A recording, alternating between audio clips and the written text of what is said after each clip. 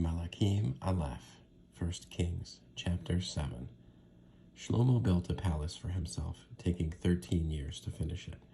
For he built the house of the Lebanon forest, 175 feet long, 87.5 feet wide, and 52.5 feet high, on 4 rows of cedar posts, with cedar beams on the posts.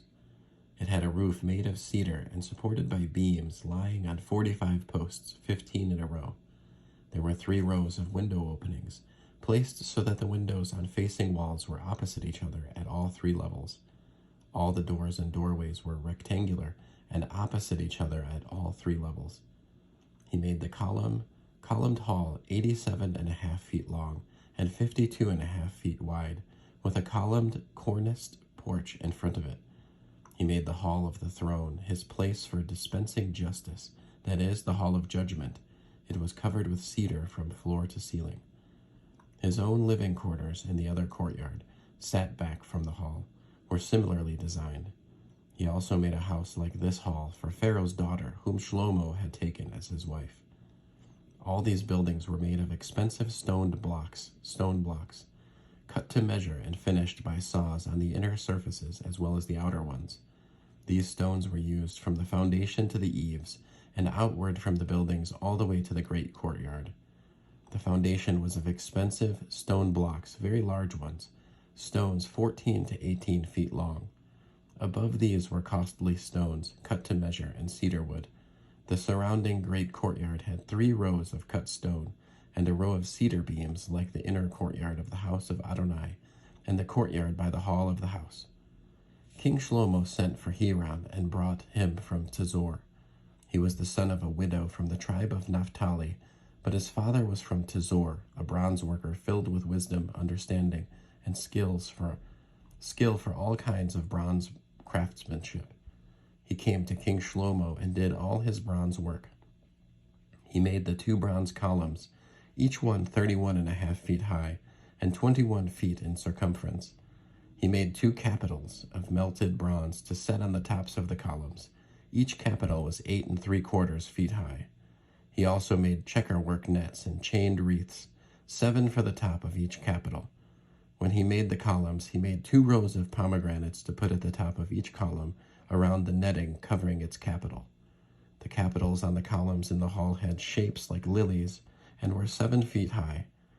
As for the capitals on the 2 columns, there were 200 pomegranates in rows around each capital near the molding by the netting.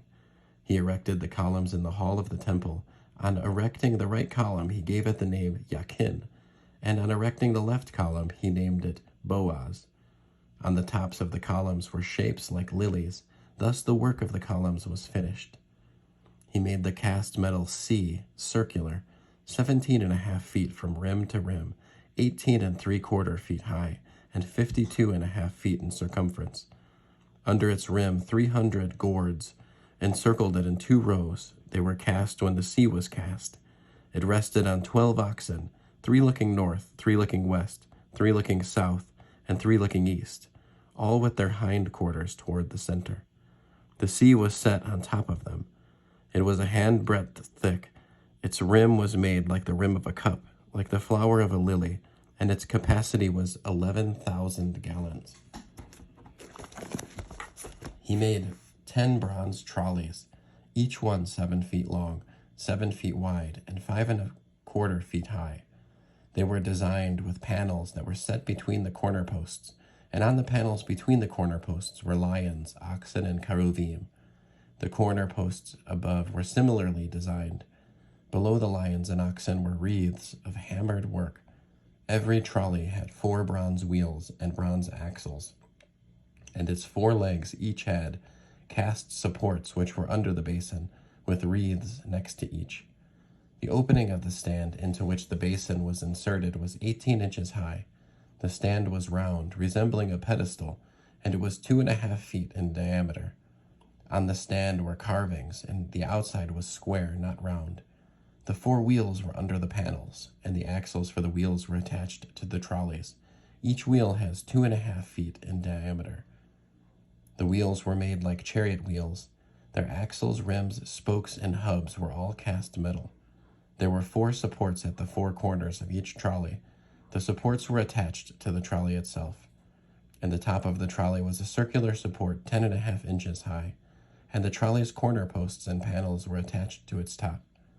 On the sides of the panels and on its corners he carved karuvim, lions, and palm trees, according to the amount of space each required, with wreaths surrounding. According to this design he made the 10 trolleys. All of them were cast from a single mold, so that they had the same size and shape. He made 10 bronze basins. Each basin's capacity was 220 gallons, and had a diameter of 7 feet. There was a basin for each of the 10 trolleys. He arranged 5 of the trolleys on the right side of the house and 5 on the left side. The sea he placed on the right side of the house toward the southeast. Hiram made the ash pots, shovels, and sprinkling basins. With that, Hiram completed all the work he had done for King Shlomo in the house of Adonai. The 2 columns, the 2 moldings of the capitals on top of the columns, the 2 nettings covering the 2 moldings of the capitals atop the columns, the 400 pomegranates for the 2 nettings, the 2 rows of pomegranates for each netting, to cover the 2 moldings of the capitals atop the columns, the 10 trolleys, the 10 basins on the trolleys, the 1 sea, the 12 oxen under the sea, the ash pots, the shovels, and the sprinkling basins. All these articles that Hiram made for King Shlomo in the house of Adonai were of burnished bronze. The king cast them in the plain of the Yarden, in the clay ground between Sukkot and Tizartan. Shlomo did not weigh any of these objects because there were so many of them, thus the total weight of the bronze could not be determined. Shlomo made all the objects that were inside the house of Adonai, the gold altar, the table of gold on which the showbread was displayed, the menorahs, 5 on the right and 5 on the left, in front of the sanctuary. Of pure gold, the flowers, lamps, and tongs of gold. The cups, snuffers, basins, incense pans, and fire pans of pure gold, and the hinges of gold, both those for the doors of the inner house and the especially holy place, and those for the doors of the house, that is, of the temple. Thus all the work that King Shlomo did in the house of Adonai was finished. After this, Shlomo brought in the gifts which David his father had dedicated, the silver, the gold, and the utensils, and put them in the treasures of the house of Adonai. End of Malachim Alef, chapter 7.